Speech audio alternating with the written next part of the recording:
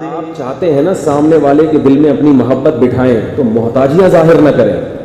حتیٰ کہ میاں بیوی کا بھی یہی معاملہ ہے. ایک ماہر نفسیات ڈاکٹر ہیں یوٹیوب پہ, انہوں نے ایک بڑی اچھی بات کہی. ڈاکٹر صاحب نے, ماہر نفسیات ہیں.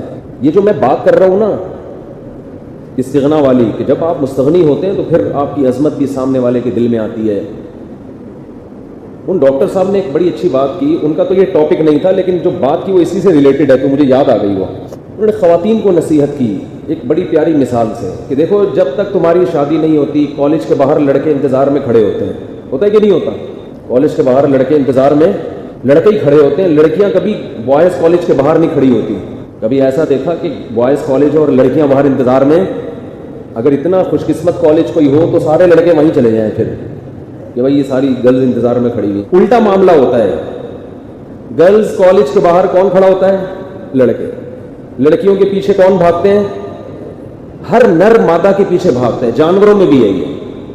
اس کے برعکس بہت کم ہوتا ہے, بہت ہی کم. لیکن جانوروں میں بھی یہ کہ نر ہمیشہ مادہ کے پیچھے. ڈاکٹر صاحب نے بڑی خاندانی بات کی کہ یہ کیا وجہ ہے کہ جو آدمی آپ کے پیچھے بھاگتا تھا رشتے تلاش کرنے کے لیے, ابا کے ریکویسٹ کر رہا ہے, پھر جو ہے وہ استخارے نکال رہا ہے, اور یہ میری اپنی تعبیرات ہیں, جب شادی ہو جاتی ہے تو پھر بیوی شوہر کے پیچھے بھاگتی ہے ساری زندگی. کیا خیال ہے بھائی؟ تھوڑے دن تک تو معاملہ سیٹ رہتا ہے, اس کے بعد کیا ہوتا ہے؟ بیگم صاحبہ ہمیشہ یہ ٹائم نہیں دے رہے, یہ آ نہیں رہا. پہلے کالج کے باہر 3 گھنٹے کھڑا رہتا تھا. ایک دن میں نے نمبر دے دیا تھا تو خوشی سے بے ہوش ہو گیا تھا.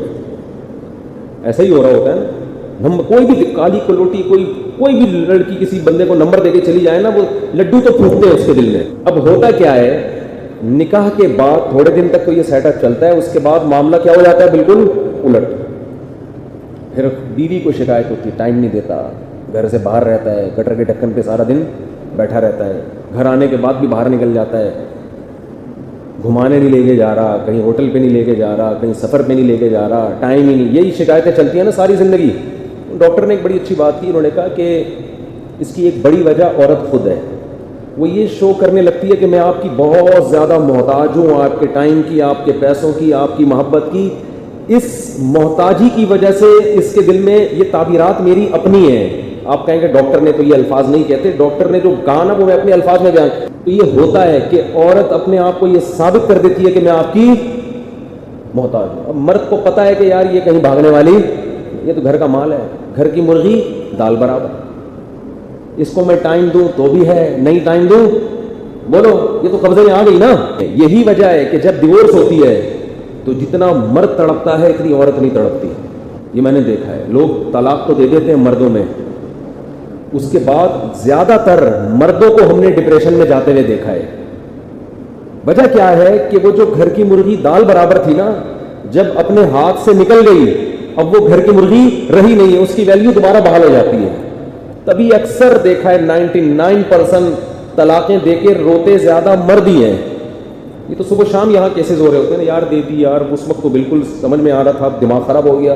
6 مہینے بعد رونا شروع کرتا ہے, کبھی 8 مہینے بعد پاگل ہو جاتے ہیں. اکثر تو مکر جاتے ہیں طلاقیں دے کے. عرض کر رہا تھا کہ وہ ڈاکٹر نے بڑی خاندانی مثال دی کہ عورت میں استغنا ختم ہو جاتا ہے, جس کی وجہ سے بار بار آپ گھر سے باہر نکلے فون کر کے پوچھ رہی ہیں, پھر دفتر بیٹھے ہوئے ہیں, کیا کھایا, چائے پی لیا آپ نے آفس میں, پھر واپس ابھی تک آئے نہیں آپ واپس, میں گھبرا گئی تھی آپ رہ کہاں گئے. یہ چیزیں کیا کرتی ہیں, یہ ایک انسان کی نیچر ہے. اگر تھوڑا سا ناز نخرے ٹائپ کی چیز ہو نا تو پھر معاملہ کیا ہوگا. وہ کیفیت تو نہیں ہوگی جو کالج کے باہر ہوتی تھی, لیکن ایسا بھی نہیں ہوگا کہ ایک صاحب سفر پہ گئے 10-15 دن کے لیے, جس دن گھر آ رہے تھے کہہ رہے تھے یار 10-15 دن گھر سے باہر رہا ہوں, ایسا لگ رہا ہے جنت میں ٹہل رہا ہوں میں, اور گھر میں جا رہا ہوں تو ایسا لگ رہا ہے کہ اب پھر جیل میں جا رہا ہوں. میں نے کہا کیوں؟ کہہ رہے ہیں پھر وہی, گھر سے باہر جاؤ بتا کے جاؤ, گھر میں آنے سے پہلے دیر ہو جائے تو بتاؤ. ایک چیز نا, موبائل پہ بالکل ریموٹ کنٹرول کی طرح بندہ گیا کہاں ہے.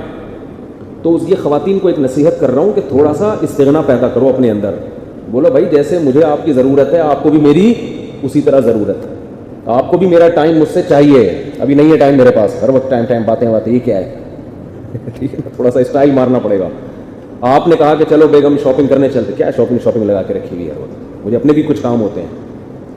وہ ہمارے ایک دوست تھے, ان کی وائف عالمہ بن رہی تھی, میں جب ان دوست سے ملنے کے لیے جاتا تو مجھے کہتے کہ یار وہ میں پہلے ناشتہ کر لوں اس کے بعد چلوں گا.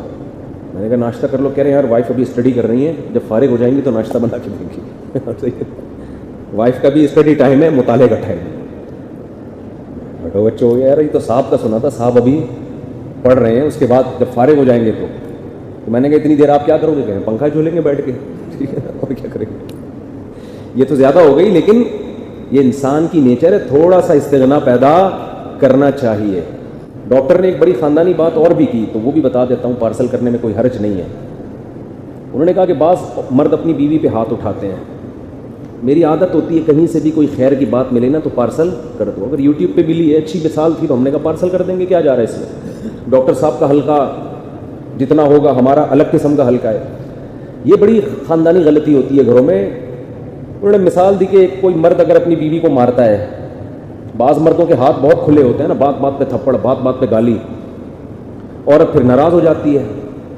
ظاہر ہے ایک آدھ دن تو ناراضی برداشت ہوگی, اس کے بعد مرد سے بھی برداشت نہیں ہوتی, وہ غصہ کرتا ہے, منہ کیوں بنایا ہوا ہے. اب دیکھو محتاج ہے نا بیوی کا, اس کو چاہیے کہ بیگم کا منہ مجھے اسی طرح ڈیزائن کے ساتھ چاہیے جس طرح پہلی رات کو تھا.